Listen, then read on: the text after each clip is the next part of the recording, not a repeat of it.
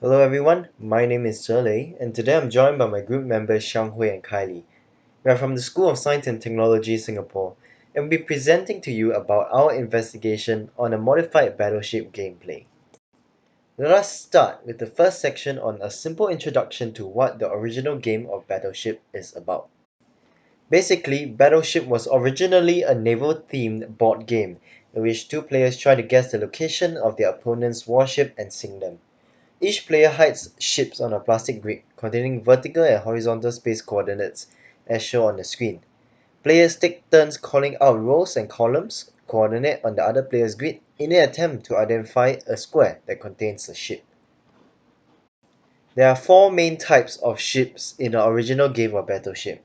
The 2x1 ship known as the Destroyer, the 3x1 ship known as the Cruiser, which there are two of in any original Battleship game, the 4x1 ship known as the Battleship, and the 5x1 ship known as the Aircraft Carrier.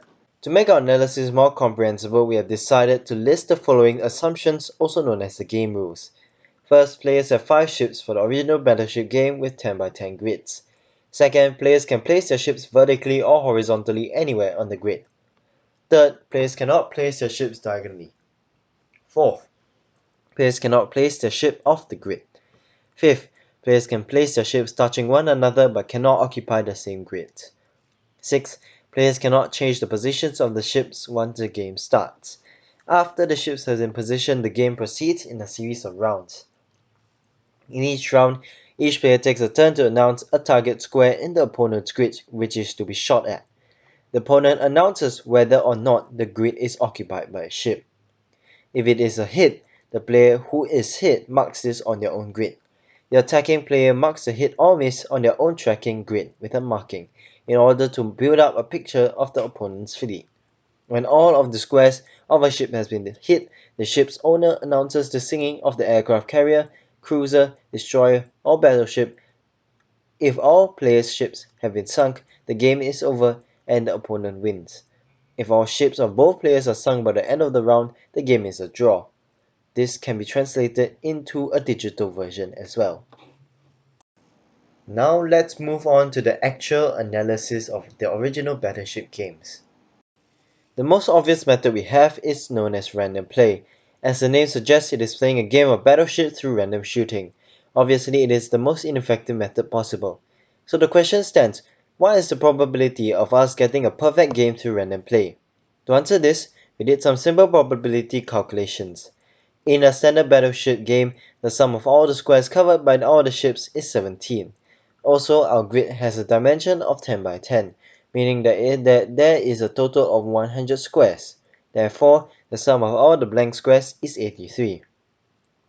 By putting all this into working, we see that the probability for a player to win the game, where the first 17 shots all hit the 17 targets, is 1 divided by 17 factorial divided by 100 factorial divided by 83 factorial, which gives us an answer of a 1 in around 6 quintillion chance, basically close to impossible. Note that the factorial of a positive integer n, denoted by the exclamation mark, is the product of all positive integers less than or equal to n. To reduce the number of shots needed, we can improve the random play method by using a method known as hunt and target. At the start of the game, we can fire randomly as per normal.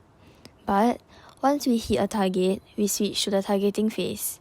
The 4, or 2 when cornered, surrounding grid squares are all potential targets unless it has already been visited and missed. Once it is registered that the ship is sunk, we revert back to hunting. In the diagram shown, you can see the probabilities for hitting a grid with a ship part with this method. 3 out of 40 for north, 8 out of 135 for south, 13 out of 180 for west, and 31 out of 540 for east.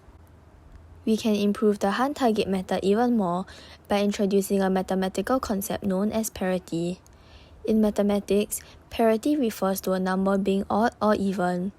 So, 2, 4, 6 have the same parity since they are all even, and 3 and 4 have opposite parity since 1 is odd while 1 is even. In this context, it describes if the square would contain an odd or even number if labelled sequentially from 1 to 100. Now, since the smallest ship size we have is a destroyer at 2x1, we will not need to search randomly in every location on the board because even the shortest ship needs to straddle 2 squares. We can randomly fire into unknown locations with even parity.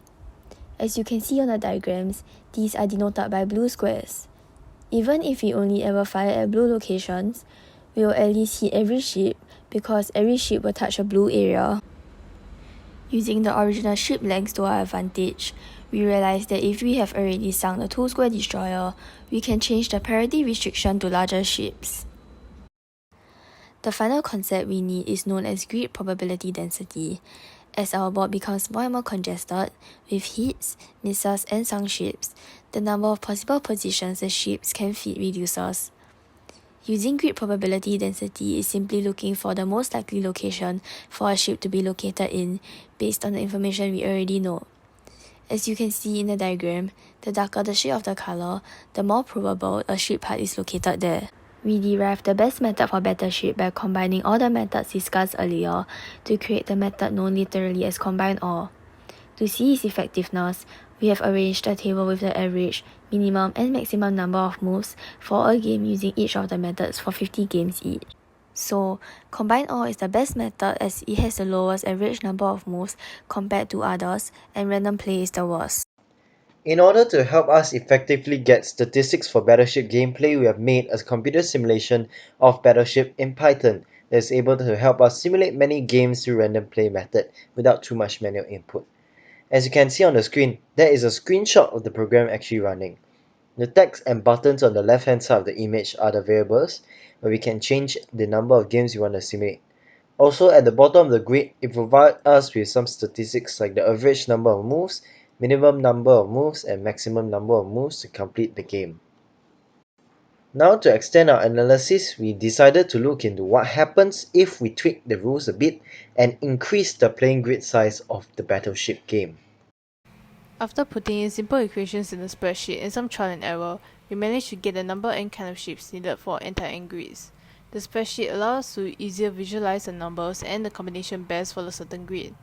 Data used and calculated in the spreadsheet included the ideal ratios, which is the ratio of the number of spaces to the total number of spaces taken by the ships, and the ratio of spaces to the number of ships, along with the difference between the obtained anti-end ratios and the ideal ratios, the total number of ships, and the difference between the total number of ships in anti-end and the previous grid.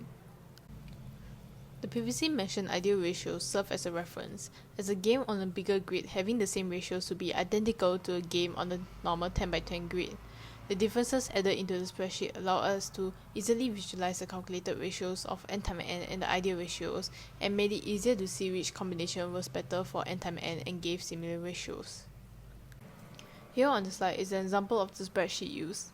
The boxes on the left represented the type of ships used from 2x1 to 5x1. The table on the top right shows all the numbers of ships needed to obtain the ratios. The data at the bottom is the data we use to see which combination is better, from the ideal ratios to difference in ships. One unique trend that we found from the spreadsheet included the combination of ships from grids 36x36 to 51x51, where the number of ships per kind were the exact same. From 36x36 to 50x50, each ship will increase by 1 as the grid increased. However, in 51x51, the ships increased by 2 instead of by 1 from 50x50. One reason as to why this trend took place is because the difference between each type of ship became less significant and started having less impact on the ratios as the grid size increases. Continuing on, we plotted a graph showing the difference of the total number of ships from end-time-end and the grid before it. Moving forward, we took the number and the type of ships from 11x11 to 15x15, obtained by the spreadsheet, and played games with them.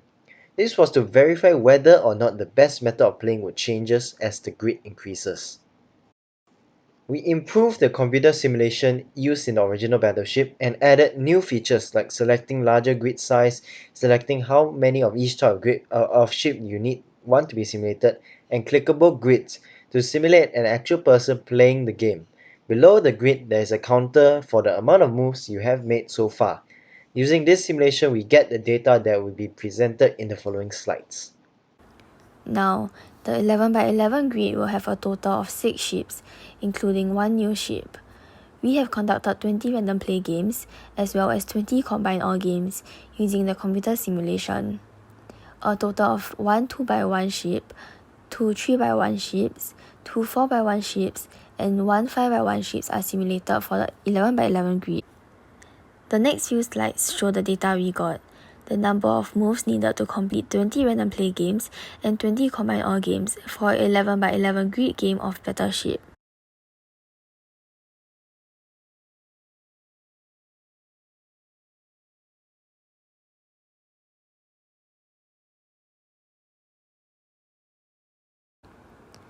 The graph represents the data we got from the 20 random play games and the 20 combined all games with an 11x11 grid and new proportions. As you can see from the graph, on average, the combined all method is the most effective in winning a game of Battleship, even with 11x11 grid and new proportions. Now, the 12x12 grid will have a total of 7 ships, including 2 new ships. We have conducted 20 random play games as well as 20 combined all games using the computer simulation. A total of 1 2x1 ship, 2 3x1 ships, 2 4x1 ships, and 2 5x1 ships are simulated for the 12x12 grid. The next few slides show the data we got, the number of moves needed to complete 20 random play games and 20 combined all games for a 12x12 grid game of Battleship.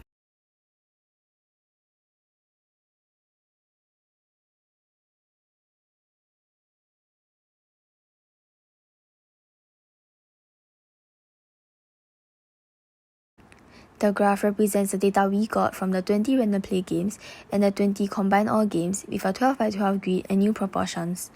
As you can see from the graph, on average, the combined all method is the most effective in winning a game of Battleship, even with a 12x12 grid and new proportions. Now the 13x13 grid will have a total of 8 ships including 3 new ships.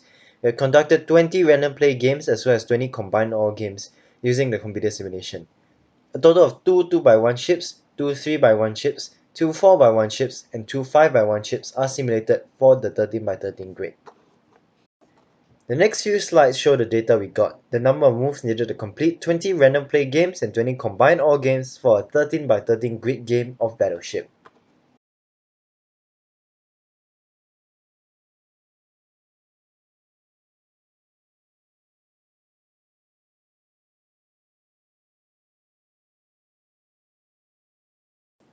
The graph represents the data we got from the 20 random play games and the 20 combined all games with a 13x13 grid and new proportions. As you can see from the graph, on average the combined all method is the most effective in winning a game of Battleship, even with a 13x13 grid and new proportions. Now the 14x14 grid will have a total of 10 ships including 5 new ships. We have conducted 20 random play games as well as 20 combined all games using the computer simulation. A total of 3 2x1 ships, 3 3x1 ships, 2 4x1 ships, and 2 5x1 ships are simulated for the 14x14 grid. The next few slides show the data we've got, the number of moves needed to complete 20 random play games and 20 combined all games for a 14x14 grid game of Battleship.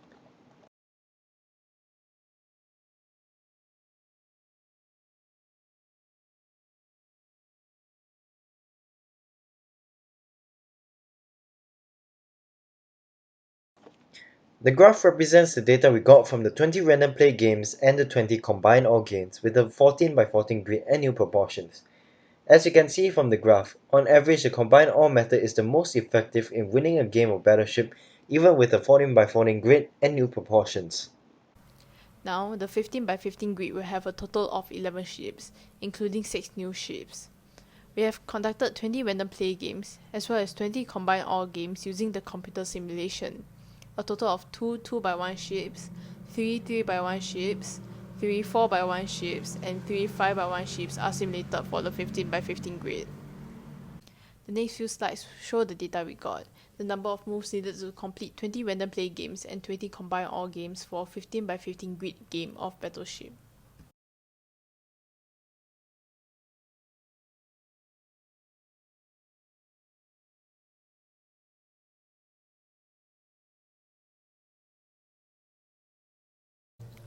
The graph represents the data we got from the 20 random play games and the 20 combined all games with a 15x15 grid and new proportions. As you can see from the graph, On average, the combine all method is the most effective in winning a game of Battleship, even with a 15x15 grid and new proportions. Let us conclude our investigation by providing a few conclusions. The first conclusion we have made is that the combine all method, achieved by combining the concepts of hunt and target, parity, grid probability density, and general probability, is the most effective method for winning a game of Battleship. This applies to both the original Battleships, the 10x10 grid versions, and the modified Battleship, with grids up to 15x15. The second conclusion we have made is from our proportion analysis. We realized we can get accurate proportions between increase of the types and numbers of the ships when increasing our grid size, using trial and error check balance with the ideal ratios as shown in the spreadsheets in the slide presented before. Unfortunately, there was no discernible pattern, but the graphical representation already tells us about the relationship between both variables. Also, the difference between the number of moves needed when using the two different strategies, random and combine all, only increases as the grid gets larger, from an average of 1.3 moves in 11x11 to an average of 46.6 moves in 15x15. We would like to reflect on our learning throughout this project. We have learned many new mathematical skills and concepts, as well as interpersonal moral skills. Some of these include the use of probability, parity, statistical analysis and representation, mathematical modeling, computer simulation, and most importantly, respect, teamwork, and communication skills. Finally, let us conclude this presentation by bringing you through our references and giving some acknowledgements. These are our references for this project.